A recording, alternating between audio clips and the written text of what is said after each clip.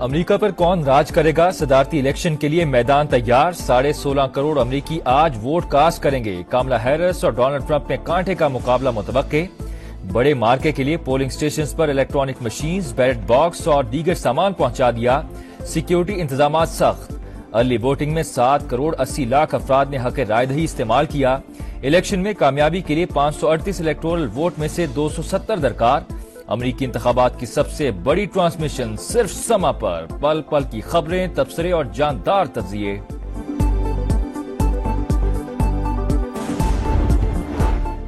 صدارتی امیدواروں کا ووٹرز کو قائل کرنے کا مشن، سوئنگ سٹیٹس کے دورے۔ ڈونلڈ ٹرمپ کے شمالی کیرولائنا اور مشیگن میں جو بائیڈن کی پالیسیز پر تنقید۔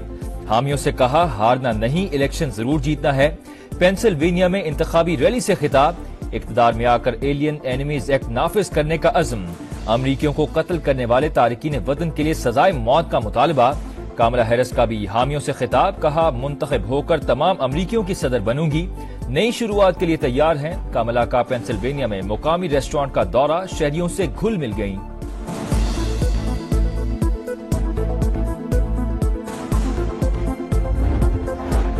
حکومت اہم قانون سازی میں کامیاب، تینوں سروسز چیفز کی عہدے کی مدت 3 سال سے بڑھا کر 5 سال کرنے کا بل قومی اسمبلی اور سینٹ سے منظور۔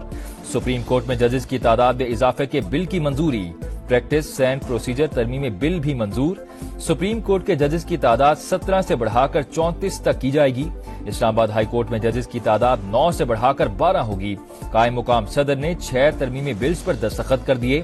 دونوں ایوانوں میں اپوزیشن کا شور شرابہ، اسپیکر ڈائس کا گھیراؤ، ایجنڈے کی کاپیاں پھاڑ دیں۔ عطا تارڑ اور شاہد خٹک کے درمیان ہاتھا پائی، تلخ جملوں کا تبادلہ، سارجنٹ ایٹ آرمز کی مداخلت۔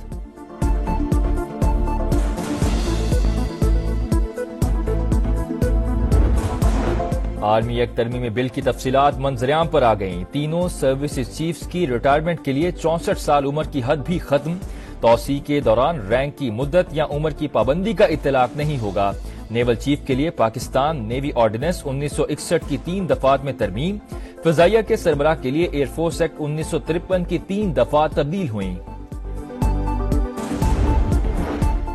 پریکٹس اینڈ پروسیجر ایکٹ میں نئی ترمیم، چیف جسٹس، سینئر ترین جج اور آئینی بینچ کے سربراہ کمیٹی کا حصہ ہوں گے۔ آئینی بینچ کے سینئر رکن کے چناؤ تک کمیٹی 2 رکنی ہوگی۔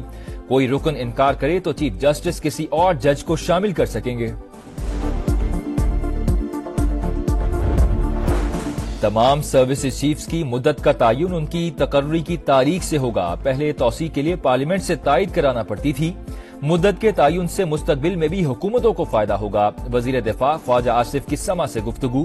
وزیر قانون اعظم نذیر تارڑ کا کہنا ہے کہ سپریم کورٹ اور ہائی کورٹ بار کے مطالبے پر ججز کی تعداد بڑھائی۔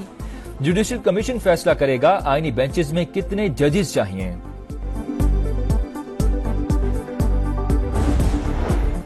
حکومت اپنی مرضی کے ججز لانا چاہتی ہے، کوئی بھی بل رولز کے تحت منظور نہیں ہوا، بیرسٹر گوہر کی تنقید۔ اپوزیشن لیڈر عمر ایوب کا کہنا ہے کہ یہی قوانین نون لیگ اور پیپلز پارٹی کے خلاف استعمال ہوں گے، اس وقت ان کے پاس بھاگنے کا کوئی راستہ نہیں ہوگا۔ حکومت کی نئی قانون سازی 26ویں ترمیم کی توہین، جمہوری ادارے ایسے قوانین کی اجازت نہیں دے سکتے، مارشل لاء قبول نہیں کریں گے، عوام میں بھی جائیں گے۔ مولانا فضل الرحمان کی گرج برس، کہا آرمی چیف کی مدت ملازمت میں توسیع قابل اعتراض نہیں۔ نون لیگ اور پیپلز پارٹی جمہوری روایات کا گلا گھونٹ رہے ہیں، ایسے اختیارات جمہوریت کے منہ پر دھبا ہوں گے۔ ایرانی وزیر خارجہ کا 2 روزہ سرکاری دورے پر اسلام آباد پہنچ گئے۔ ترجمان دفتر خارجہ کے مطابق سید عباس عراقچی وزیر اعظم اور وزیر خارجہ سے ملاقاتیں کریں گے۔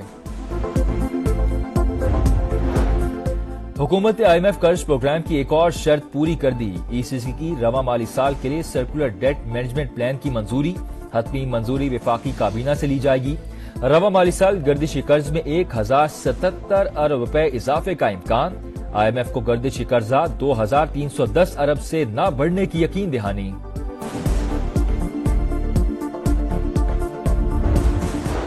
اور غزہ میں مظلوم فلسطینیوں کی نسل کشی جاری، بیت اللحیہ میں بمباری سے 12 فلسطینی شہید، 24 گھنٹوں میں 45 شہادتیں۔ کمال ادوان اسپتال پر ایک بار پھر حملہ، اسرائیلی حملوں کے باعث شمالی غزہ کے اسپتال غیر فعال۔ اسرائیلی آبادکاروں کے بھی حملے، فلسطینیوں کے متعدد گھر اور 20 سے زائد گاڑیوں کو آگ لگا دی۔ ترجمان امریکی محکمہ خارجہ میتھیو ملر کا اسرائیلی آبادکاروں کے حملے پر اظہار تشویش، اسرائیل نے اونروا سے معاہدہ ختم کرنے کا باضابطہ اعلان کر دیا۔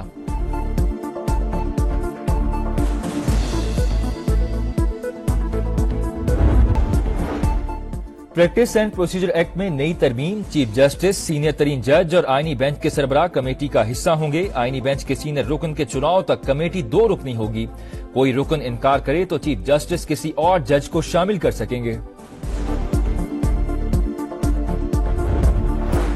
تمام سروسز چیفز کی مدت کا تعین ان کی تقرری کی تاریخ سے ہوگا۔ پہلے توسیع کے لیے پارلیمنٹ سے تائید کرانا پڑتی تھی۔ مدت کے تعین سے مستقبل میں بھی حکومتوں کو فائدہ ہوگا۔ وزیر دفاع خواجہ آصف کی سما سے گفتگو۔ وزیر قانون اعظم نذیر تارڑ کا کہنا ہے کہ سپریم کورٹ اور ہائی کورٹ بار کے مطالبے پر ججز کی تعداد بڑھائی۔ جوڈیشل کمیشن فیصلہ کرے گا آئینی بینچز میں کتنے ججز چاہیے۔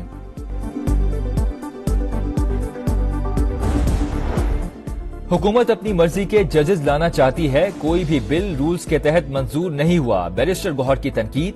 اپوزیشن لیڈر عمر ایوب کا کہنا ہے کہ یہی قوانین نون لیگ اور پیپلز پارٹی کے خلاف استعمال ہوں گے، اس وقت ان کے پاس بھاگنے کا کوئی راستہ نہیں ہوگا۔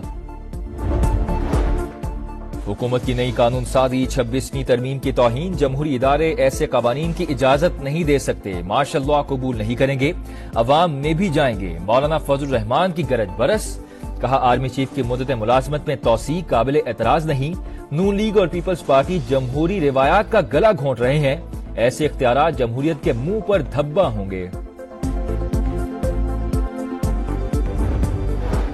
ایرانی وزیر خارجہ کا 2 روزہ سرکاری دورے پر اسلام آباد پہنچ گئے۔ ترجمان دفتر خارجہ کے مطابق سید عباس عراقچی وزیر اعظم اور وزیر خارجہ سے ملاقاتیں کریں گے۔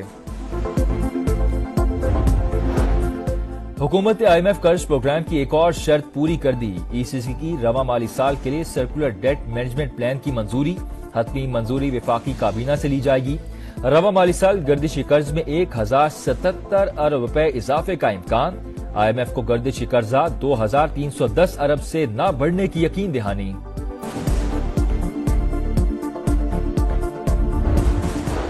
اور غزہ میں مظلوم فلسطینیوں کی نسل کشی جاری، بیت اللحیہ میں بمباری سے 12 فلسطینی شہید، 24 گھنٹوں میں 45 شہادتیں۔ کمال ادوان اسپتال پر ایک بار پھر حملہ، اسرائیلی حملوں کے باعث شمالی غزہ کے اسپتال غیر فعال۔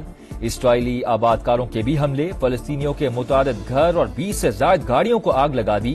ترجمان امریکی محکمہ خارجہ میتھیو ملر کا اسرائیلی آبادکاروں کے حملے پر اظہار تشویش، اسرائیل نے اونروا سے معاہدہ ختم کرنے کا باضابطہ اعلان کر دیا۔